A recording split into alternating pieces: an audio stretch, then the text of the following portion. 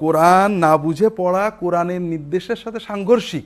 আল্লাযীনা আতাইনাহুমুল কিতাবা ইয়াতলুনাহু হাক্কা তিলাওয়াতিহি উলাইকা ইউমিনুনা বিহি, যাদেরকে আমি কিতাব দিয়েছি তারা হক তিলাওয়াত করে। আর হাদিস শরীফে ব্যাখ্যা এসেছে হক তেলাওয়াত অর্থ বুঝে তেলাওয়াত করা, হৃদয় দিয়ে নেড়ে বুঝে অনুভব করে তেলাওয়াত করা। যার মানে যারা প্রকৃত মুমিন তারা কোরআন বুঝে তেলাওয়াত করে।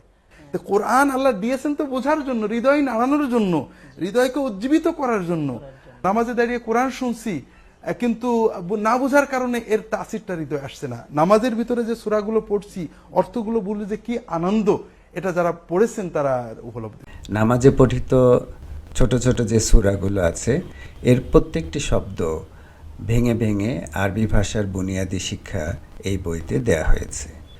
আপনার পরিচিত শব্দগুলো নিয়েই আপনাকে আরবি শেখানো হয়েছে, তাই নতুন করে কোনো শব্দ মুখস্থ করা আপনার এখানে প্রয়োজন হবে না। আর আরেকটা জিনিস হলো ব্যাকরণের পরিভাষা এখানে পরিহার করা হয়েছে।